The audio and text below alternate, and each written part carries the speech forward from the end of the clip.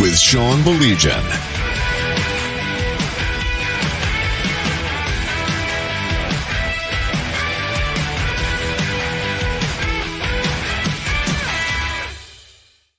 And welcome to another edition of What the Puck, a special edition here, as, of course, our friends with the MHSAA and the Michigan High School Hockey Coaches Association. We're talking all things MHSAA hockey.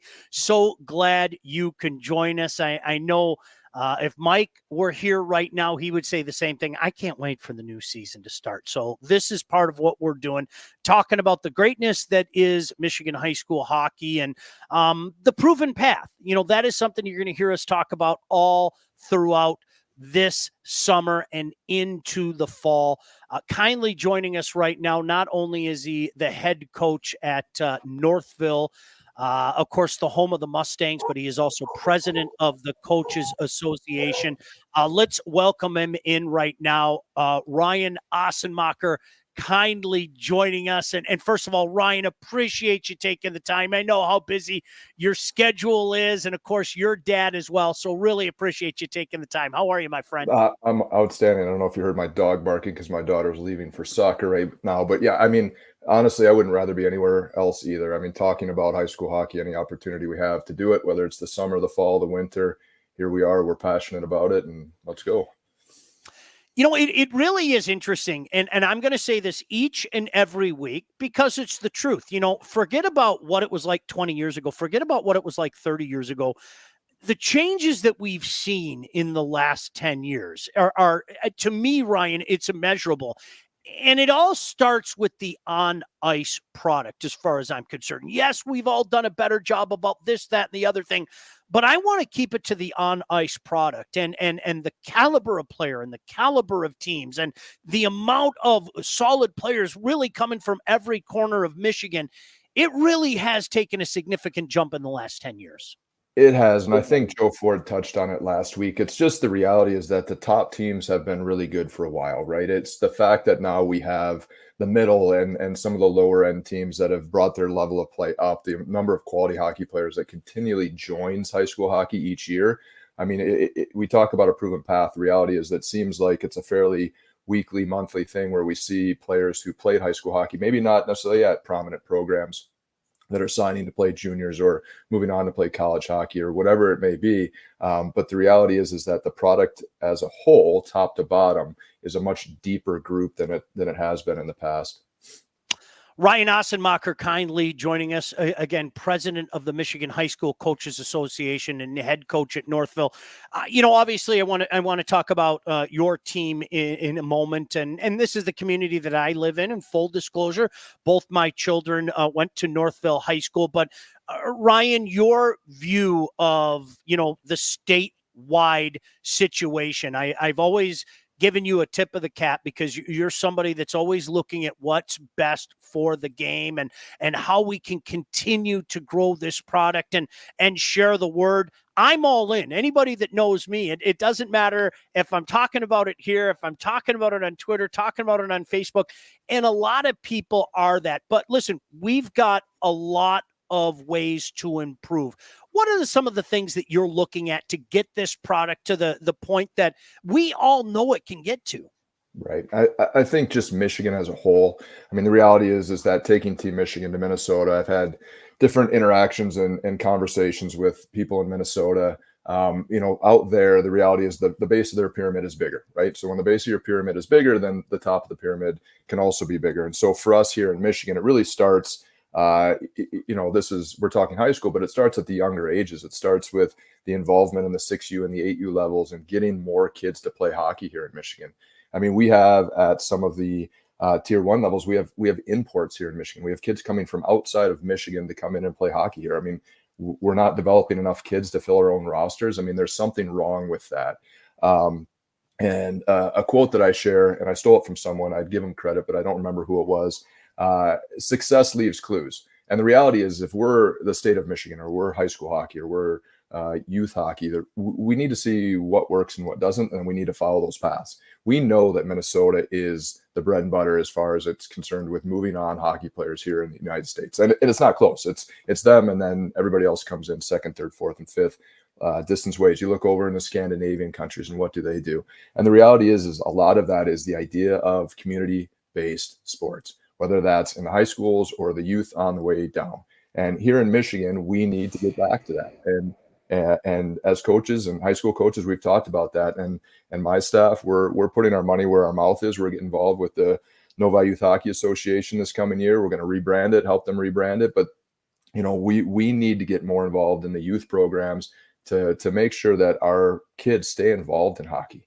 If you just look at the number of kids who leave hockey after their 7-8 years, it's astounding. And why? Well, because they start trying out for another team in December. Maybe it's in January, maybe it's in February. Maybe they're told they're not good enough to play on that team, and they know it.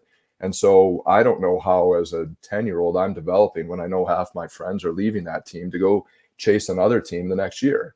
And so you look at the kids who come to us that tend to be some of the better hockey players. They tend to be from groups that have stayed together for a handful of years, right? They have familiarity with each other. They believe in each other. They love each other. Their coaches believe in them. And so long-winded answer for us, it really starts getting investment at the youth levels and bringing those kids up to aspire to play high school hockey. The truth is that, a Novi Northville hockey game, if you're a kid who lives in Novi and Northville and you go in the rink for one of those games, give me a break. Like, that's next level stuff, regardless of who wins. Hopefully it's Northville, but regardless, what an atmosphere. So long-winded answer for us, our product starts at the base. And for us, it's just the involvement and understanding of, let's play high school hockey. Let's get to that level. So I will piggyback on that. We had a chance to do a game with state champs last year, the night before Thanksgiving, with Northville and Novi. To see the barn packed and to have the band there, I'm telling you, it was unbelievable. The atmosphere was fantastic. And Ryan, that's something I appreciate about you, because I know in your time at Northville, you've brought the band out there. Look, it's little things sometimes that add to that makes you say, this is an experience that you're going to get at high school. You're not going to get at another place. And yes, oh, by the way, there are scouts watching, but in terms of bang for your buck and having that experience that you can't get at other places, man, you guys got the market cornered there. Well, and it's so true. Everybody watched college sports for the pageantry of it, right? Like, I just saw something the other day, the 10 best entrances for college football and the best place to go watch college baseball. But the reality is, like, in high school, they're events, right? These games are events. We try to make them special, right? Whether that's the bands in town, or you're simply using it as a fundraiser for your community, right? You're doing something that is just not a random Tuesday game or the fourth game on a Sunday where nobody's there, and we're talking about scouts. The reality is that in today's day and age, with Live Barn and Spidio and all the opportunities, youth hockey, TV, like, it doesn't matter where you play. You could play on Mars, and the people that have the opportunity to watch you, like, they're going to watch you, right? And so it's such a fallacy that you have to go to a certain place to play to get noticed. 30 years ago, okay, that argument holds some water, but with the advent of technology, just look at what you guys do with state champs. You could play under a rock and somebody would be able to find you. It's just, and so it's not true anymore. And the atmosphere is just, that's a huge part of it. When we played them this year, you've got, a handful of some of the better kids in the state out there. It's just, what an atmosphere, what a game. And you know what, we're not that far away from doing that again, day before Thanksgiving. So looking forward to that. Yeah, really looking forward to it. Ryan Ossenmacher, of course, the president of the High School Hockey Coaches Association, head coach at Northville. I'm going to go back to what you said a couple minutes ago, because I think that's a great quote. Success leaves clues. And I had a chance to talk to some mutual friends of yours, the great folks at College Hockey Inc. And it's amazing when people take the time to look at the data and to do a good job of collecting those names. You're seeing guys like our next guest on this very show that are leaving high school hockey now, that are going to play in the OJ, that are going to play in the NAL, that are going to play in the USHL, and eventually getting to college hockey or to other levels. And those are some of the clues that we've seen a plethora of in the last few years, not to mention, Ryan, and you had an up close and personal look at this, the success that Team Michigan has had as well the last couple of years. Yeah, absolutely. College Hockey Inc. For those who aren't familiar, they just do the research on where kids come from. Right, their job is to try and get kids to play college hockey. And so when you look at the data that they're able to provide for us and other organizations, I mean, 30% right now, roughly 30% of all Division I college hockey players played high school hockey. The numbers go up when you include NCAA Division III. I've been fortunate enough to work on a proven path sort of project that we have right now. We chose 8 alumni who are currently in Division I, and we were fortunate to get quotes from all those young men that what high school hockey meant to them. You had Tanner Rowe on last week from Michigan, Calumet, and if you look at the quotes, while they are different, and each one of these are unique young men, and their paths were all different, the heart of their quotes are all very similar. Playing with my buddies in front of my friends, the opportunity to do that and play for my community, play for something bigger than myself. Like, that is what drives success. Again, if you look at Minnesota, these kids have this end goal in mind. It's not just to make it through a season. It's literally to get to the Excel Center. And that's powerful, right? When you have that in front of you, that windshield wiper effect of, this is what I want to do. I don't want to just survive. I want to thrive. And when you go to Team Michigan, like, that's the example. When we talk to those players, I mean, we won it 2 years ago, and I think it's something like 16 or 17 of those 20 guys are playing somewhere now. Nick Mahy, who's on the call a little bit later, he was on it the year before. But you look at that, and when we talk to them before we go out there, I'm like, hey guys, like, this is your opportunity to represent Michigan. Like, you walk off the plane, you're Michigan. Like, there is no other opportunity like that. Whether you're playing for your high school or a club team, when you're wearing that Michigan thing, that's you're the state of Michigan.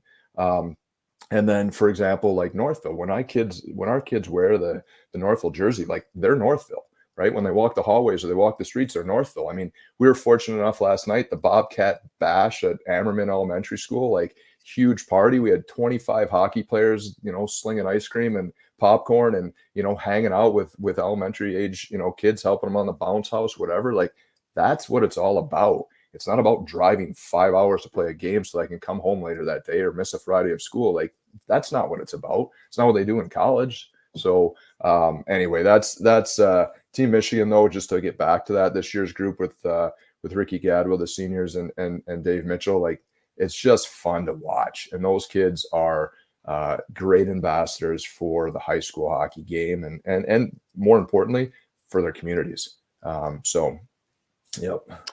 It's a great thing, and I will piggyback on what you said. When I had a chance to work with the Whalers, my boss and my friend Mike Vellucci, who, went on to be an assistant general manager with the Carolina Hurricanes and now an assistant coach with the Pittsburgh Penguins, he put it succinctly 10 years ago, and it rings true today. If you can play, they'll find you. This isn't, Ryan, with all the technical advances that you mentioned. I mean, whether it be, barn, whether it be stream, whether it be cameras in the rink, if you can play, people are going to find you. And I always kind of chuckle to myself when somebody feels, well, am I going to be noticed? Of course you're going to be noticed. If anything, you're probably going to get more coverage playing at this level. I mean, that's just the truth of the matter when you're talking about media coverage, when you're talking about, ventures like this. I mean, this is becoming a big thing. And I think that's such an outdated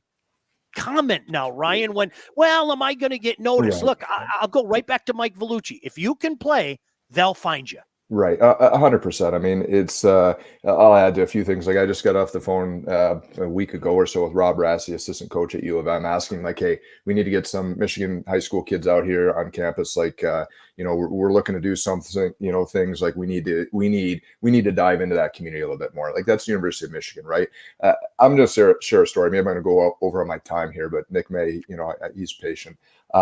it's a story. And again, I give credit to whoever I got it from, but I don't know. And it's the story of this coin, and the guy's got a coin, and he's sure it's valuable, right? So he goes to the local jeweler, and the jeweler says, I can't tell if this is valuable or not. And then he goes, all right, when he hops in his car and he drives 2 hours with this same coin. And the guy says, I'm not sure. It looks like it could be, but I'm not sure. He says, forget this. I know this is worth a lot. Hops on a plane, buys a plane ticket, flies across the country. Jeweler there says the exact same thing. Comes home and he says, you know what? Maybe I polish the coin. Spends a couple days polishing the coin, brings it to the local jeweler and says, yep, this is worth a lot of money. We spend so much time in youth sports, and hockey's not unique, chasing what is our next team, what is our next opportunity, versus polishing the coin, versus taking care of our skills. And to your point of like the exposure part, there's a fine line between being exposed and exposure. And so many of our kids are so concerned about exposure that they're not worried about getting exposed. And so for high school, our product is about development, right? It's not about recruitment. It's about developing kids. It's about developing the whole athlete. Like if my second line players are not good enough, I don't get to look on the outside and say, hey, I got to find this new second line next year. I got to look at myself and say, how do I develop them to get them where they need to be? And so that is the product. Like other youth sports, and again, hockey's not unique. It's about recruiting for the next year. Well, then if it's about recruiting for the next year, then you can give up on the team you have now because you're just going to get new players. I'm not, right? And I like it that way, right? I want to be able to take these kids and watch a kid go as a sophomore on the fourth line to playing on his first line as a senior and having a great experience along the way and maybe get an opportunity. Or, we talk about some of these other guys that are going to come on the call. Nick Mahy, for example, or, Joey Larson eventually here, who's tearing it up, and he's going to play pro hockey. But he's a kid, you're playing third or fourth line minutes on what you view to be a great team. And that's great. But the reality is, are you getting power play minutes? Are you getting PK minutes? When the goalie's pulled at the end of the game, are you on the ice? And if the answer is no to any of those, then you're probably not in a position, unless you are on an uber elite team, to actually move on. Because last time I checked, the scout doesn't go to a coach and say, hey, tell me who your 9th best forward is. Right. I mean, that scenario doesn't happen very much. And so at Northville, we practice. We're on the ice 6 days a week. If we have a Saturday game, we're on the ice 6 days a week. And we just booked, and we're keeping Sunday ice. Our guys might have the opportunity, if they want to be on the ice 7 days a week. Now, that's a lot, and we probably wouldn't do that. But they have the opportunity if they wanted to. Right. I mean, this summer, we'll be on the ice 3 days a week. Show up in flip-flops and T-shirts, hop on the ice for 50 minutes, get some skills in, go train at the high school, and then go jump in a pool. Right? Like, how do you not get better doing that? And so I think for that, the high school model is designed around development. It's the same reason why now you see more guys playing at the higher levels playing college hockey, right? Guys in the NHL, the percentage of NHLers from college hockey now is significantly higher than it was 20, 30 years ago. Why? Well, because higher end kids now realize I go get a great education. I have a nutritionist. I have a weight coach. I get free ice, like my class over. I go work on my skills and I practice. I play on the weekends. And then, you know what? Next thing you know, I'm playing pro hockey. And maybe I got a degree in my back pocket in case it doesn't work out.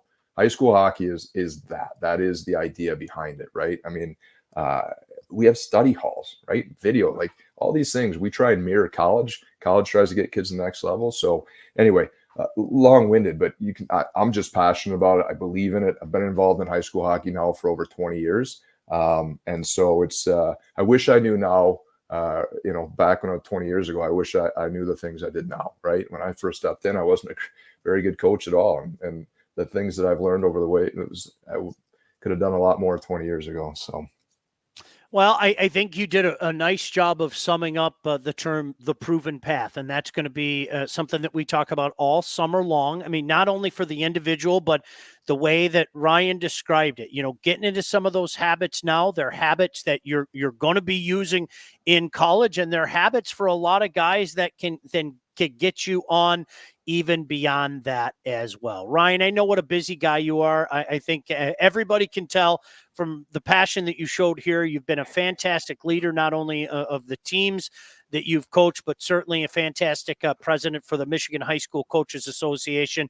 Really appreciate everything you do. And I say this to you almost every time I talk to you. Anything you need, pal, I'll help you out in any way that I can. Thank you for your time. I really appreciate it. I appreciate it, Sean. And the work that you do, I think everybody realizes, right? I mean, we appreciate everything that you've done to help us. Like we said, this is, a Saturday afternoon. There's a lot of places you could be barbecuing or doing whatever, but here we are talking high school hockey. So I appreciate it, man. Thank you.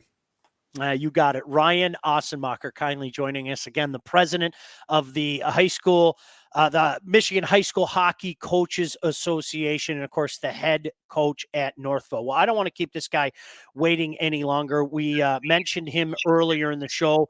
This is a guy that, here's that term again, the proven path. This is a guy that can speak to that path.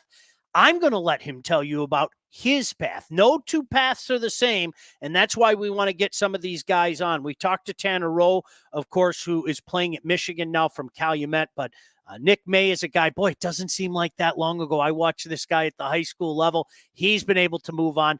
Kindly joining us now. And first of all, Nick, really appreciate you taking the time. Thanks so much for joining us this afternoon. How are you, bud? No, I'm doing good, of course. No, thank you guys. This is awesome. Like just Ryan just said, like the stuff you guys do for high school hockey and all that, it's awesome. So I was more than glad to, come on today. Well, let's start with your experience, because as I mentioned, we could sit here and talk about this experience or that experience. I think the best thing that you can do is let somebody tell their own story. And your story is unique, how you ended up in the Michigan high school ranks. Tell everybody about your background. Yeah, no, definitely. So I actually my first 2 years of high school, I went to Catholic Central and I was a AAA kid. So I played for CompuWare and then Little Caesars.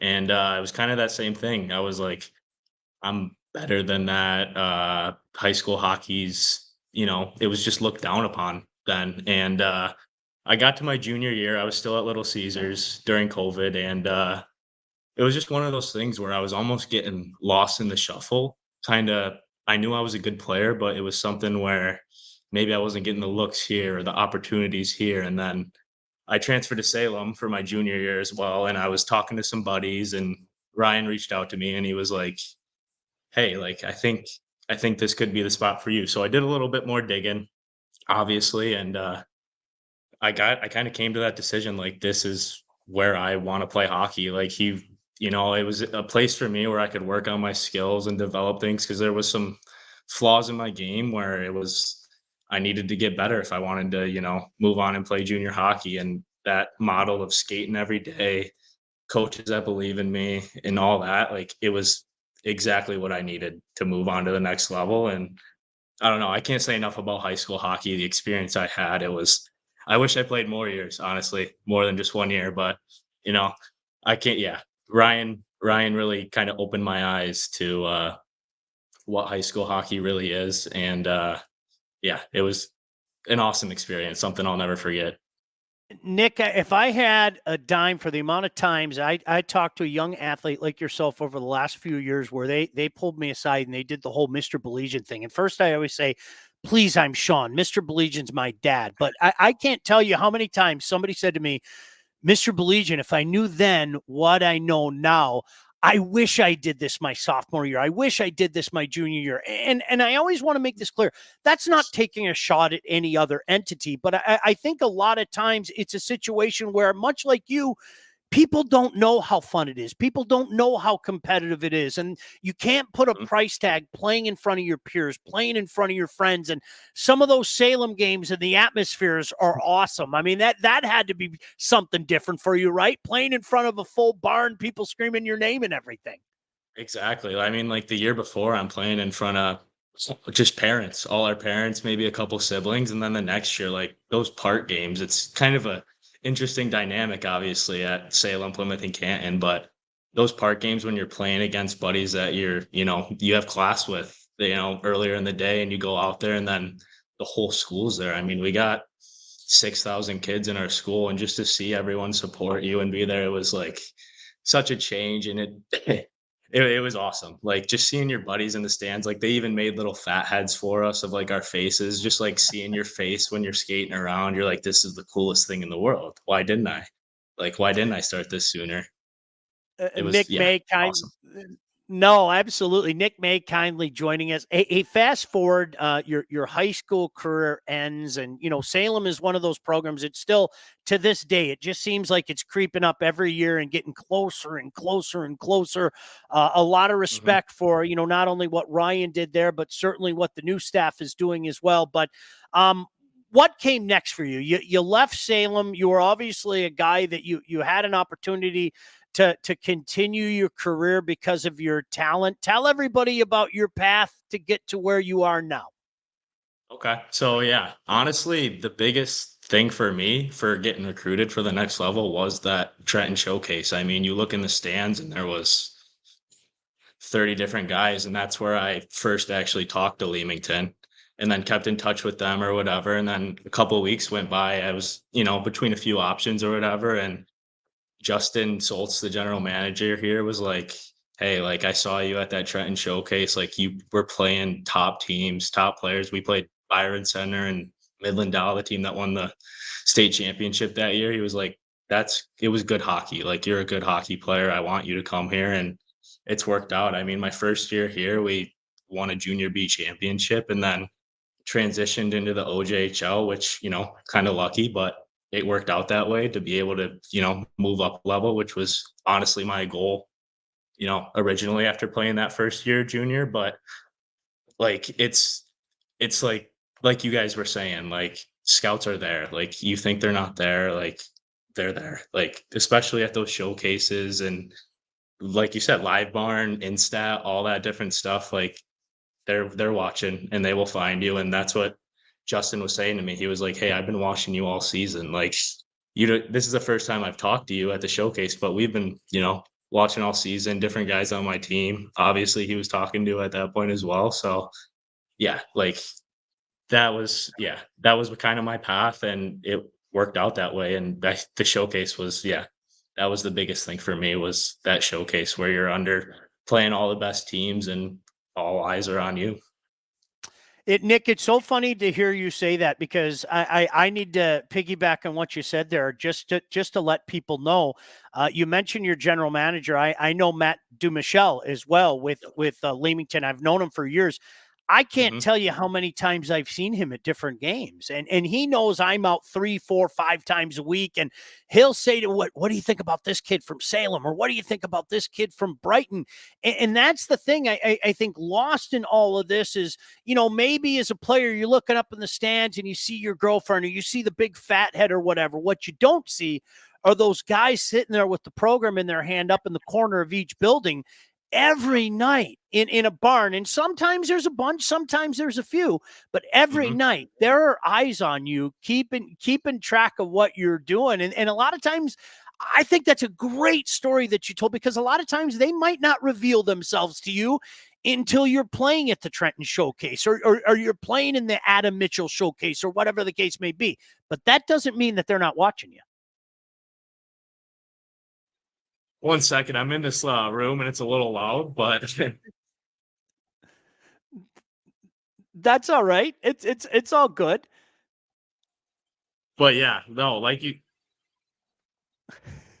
I know I'm at the rink, so it's a little All tough right. right now in the middle of main camp, but no, even like I guess to piggyback off that, like we have a designated US scout who's there at all the AAA games, all the high school games, like he's there along with Matt and even our general manager too. He's out as well and like it's they're always watching even if you don't think they are and it's awesome.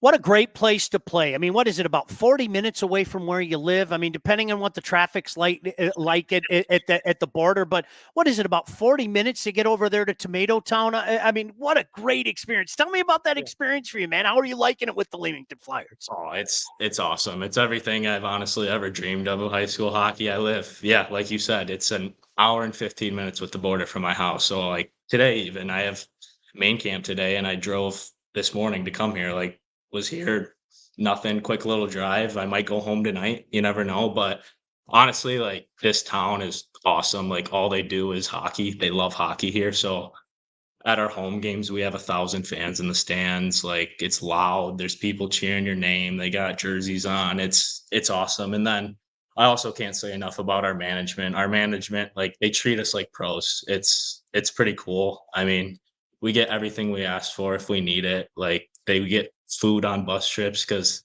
our bus trips are a little longer now in the OJ with all the Toronto teams, but it's first class. I mean, it's like, I do feel like a pro sometimes, and we skate every day like the high school model. It's awesome. It's something I can't say enough about Leamington. That's why I don't want to leave. I mean, I'm not going to be my overage year this year, so spent 3 years here, and I don't want to leave. So that's all That's I can say awesome. about it.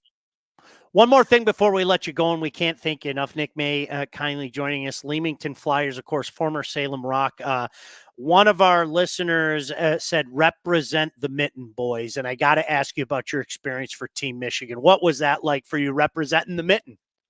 Oh, I mean, that was the coolest thing in the world. And having my coach be a coach as well. It was like the perfect send off almost to like and I had my best friend since I was a little kid is Alex Mazuka. Mm-hmm.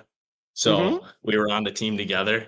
So it was the coolest thing in the world. And then you're playing against Minnesota teams, Wisconsin, and you're like Ryan said earlier, I'm Michigan. Like, I'm representing Michigan. I still have my little lanyard of the state of Michigan like hung up in my room. It was the coolest experience in the world. Like, all the fans were in the stands there too, scouts, everything. Like, it was loud. Even we're playing Minnesota team. That Minnesota team's always good, and it was just really good hockey. Like, it was just fun to be a part of. World class coaches, Sean Clark and Rick Gadwell. Like, it was unbelievable experience. Like, representing your state, because I've never really done that before. Like, I've Sure. never had the opportunity to represent Michigan versus in other sports, maybe you do a little bit more. So it was, yeah, the coolest thing in the world to just put on the block M almost and, represent the state of Michigan. It was unbelievable. Nick, you have been an outstanding spokesperson for not only the game of hockey, but certainly the game that we love so much. I think high school hockey has got it going on.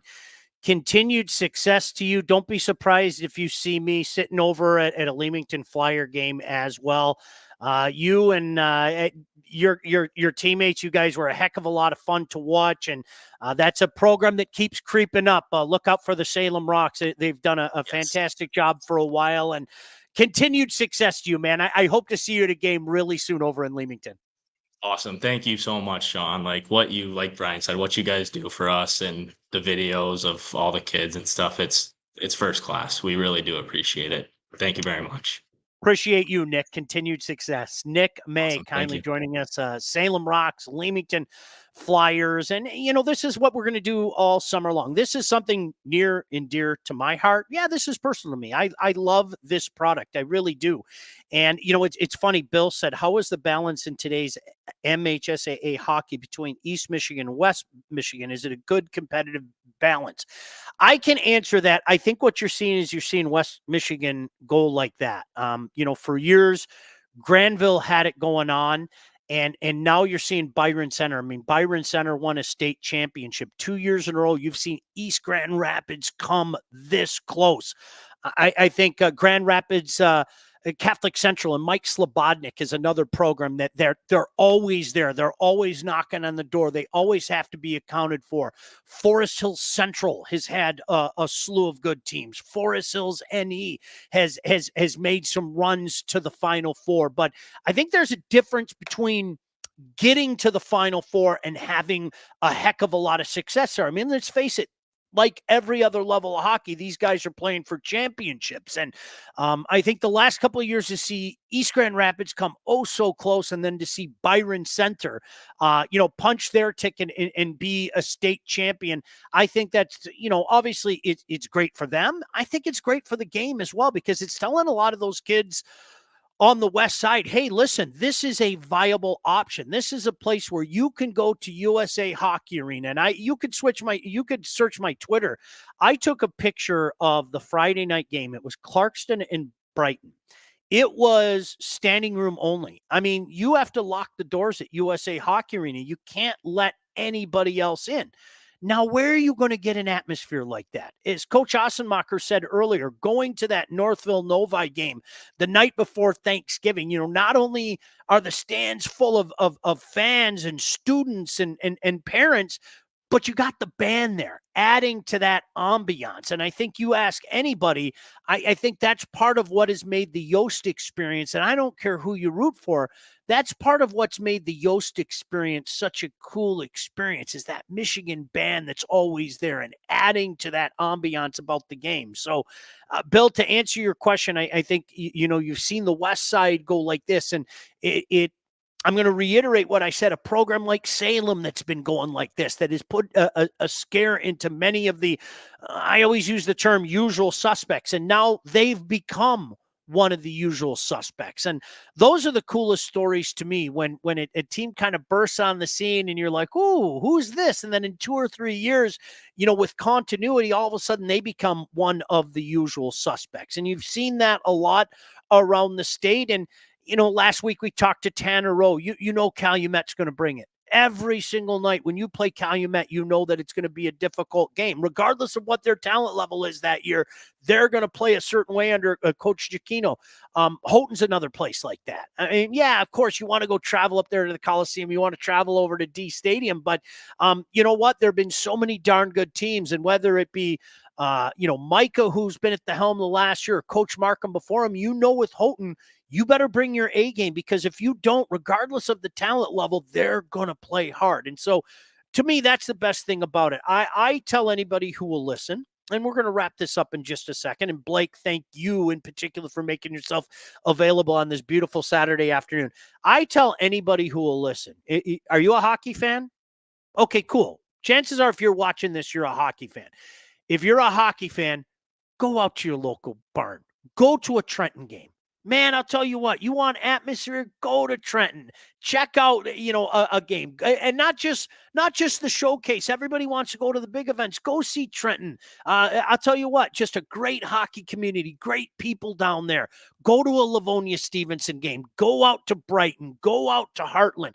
Wherever you may be, go check out a game. I think you're going to be pleasantly surprised at the level of play that you're going to see. And as we're going to discuss all summer long and into the fall, this is my coping mechanism, waiting until when I can go out with my friends.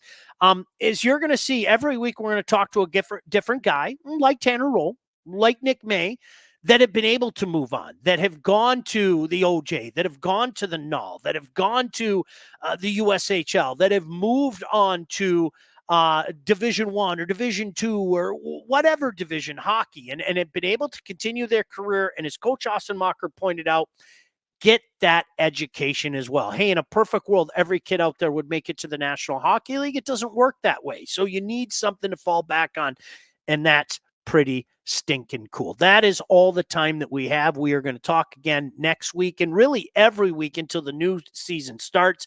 I want to thank our guests. First of all, Ryan Ossenmacher, doing a great job as the president of the Michigan High School Hockey Coaches Association, now coaching Northville, former coach at Salem. And of course, one of his players was Nick Mahy, playing for the Leamington Flyers, now formerly of the Salem Rocks. For my pal Blake, my name is Sean Belegian. Until the next time, hopefully we'll see you at the rink very soon. Bye-bye. What the Puck, featuring Sean Belegian. Produced by Todd Losey and Blake Matrazek. Executive produced by Sean Belegian and Todd Losey. Theme song and incidental music by Elliot Middleton. Engineering, mixing, and graphic design support provided by the Unsyndicated Podcast team. Don't forget to like and subscribe to What the Puck on all your favorite channels. While you're there, be sure to rate and review the podcast. Got something to say to Sean? Call the Unsyndicated hotline at 248-237-3257.